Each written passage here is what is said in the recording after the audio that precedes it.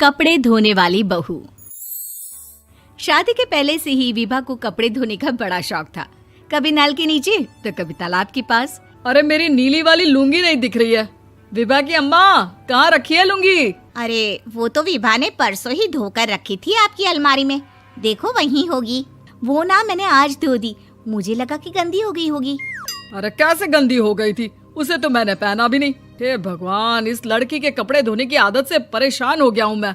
जितना तो घर में राशन नहीं आता, उससे कहीं ज्यादा डिटर्जेंट पाउडर का खर्चा है। इसकी शादी करवा दो, शादी जाए अपने घर में ही करे काम, फिर चाहे घर के कपड़े धोने हो या पूरे गांव के। हाँ ठीक बोल रही हूँ, देखता हूँ मैं कोई लड़का। वो दिन भी आ जाता है जब विभा को देखने लड़के वाले आ जाते हैं। लड़की मुझे अच्छी लगी। होने वाली सास कहती है, बेटी अगर कुछ पूछना है तो पूछ लो। वैसे तो हमारी लड़की बहुत ही शर्मीली है, जो बोल दो वो मान लेती है, इसे क्या पूछना होगा।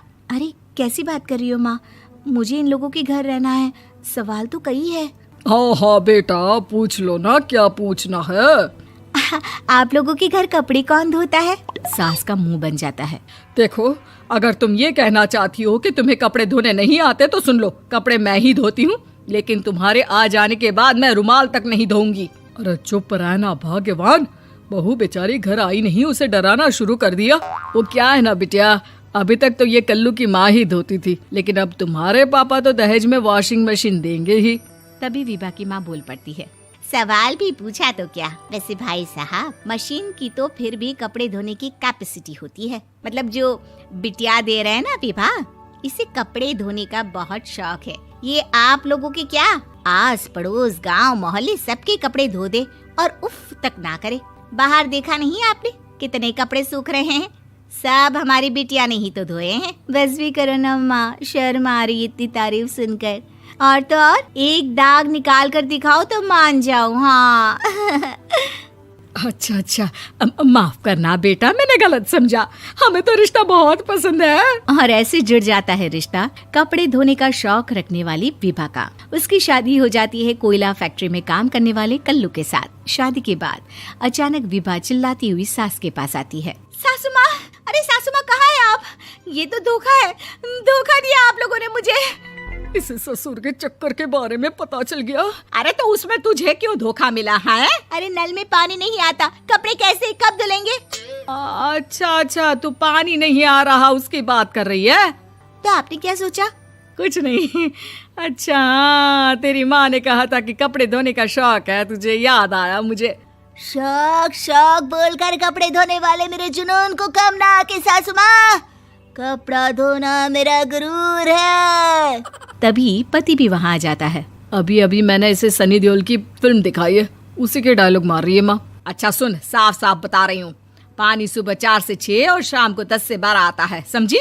विभा टाइमिंग सुनकर हैरान हो जाती है। ये क्या भूतों का मोहल्ला है? सुबह 4 बजे उठकर कौन कपड़े धोता है? 4 बजे टंकी में पानी जाता है, फिर सारा दिन धोना ना, किसने मना किया? अरे कैसी बात कर रही हैं? 200 लीटर की टंकी में कितने कपड़े धो लूंगी मैं? सुबह ही उठ जाऊंगी मैं। अब क्या था, विभा सुबह 4 से लेकर रात के 12 बजे तक कपड़े ही धोती रहती। एक रोज सास पड़ोस से निकलकर कहीं जा रही होती है कि साथ वाली कहती है, हाँ कल्लू की माँ, जरा ये बताओ कि 2 साड़ी है, 2 ब्लाउज और एक पेटीकोट और एक नाड़े वाला लंबा कच्छा। हाँ तो? अरे तो क्या, कितना लोगी धुलाई ये बताओ। धोबन दिख रहे हैं हम क्या? हमारे पति सरकारी नौकरी से अभी रिटायर हुए हैं और बेटा सुपरवाइजर है कोयला फैक्ट्री में। धोबन समझ रखा है हमें?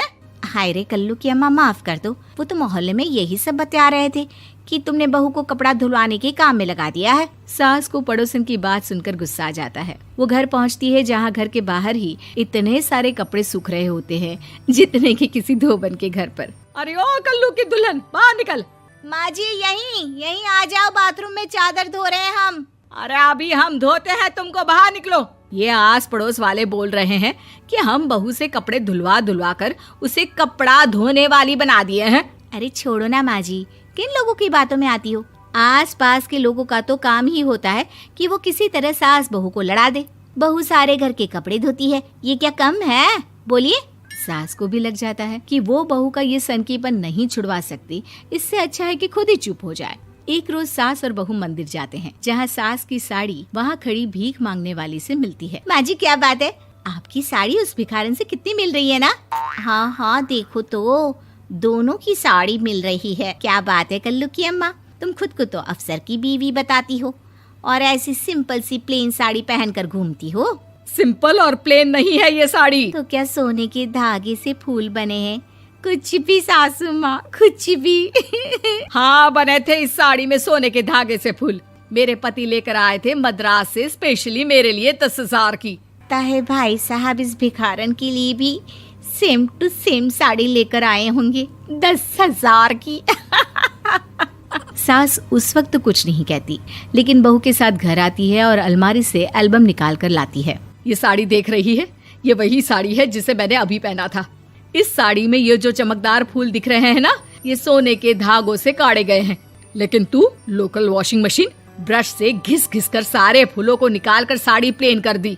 मुझे माफ कर दीजिए सासू माँ। और तो और, जब मैंने तुझे तेरी गलती के लिए कुछ नहीं कहा, लेकिन तूने तो सबके सामने मेरा मजाक ही बना दिया। क्यों? बहू को समझ में आ जाता है कि अब से उसका कपड़े धोना बंद।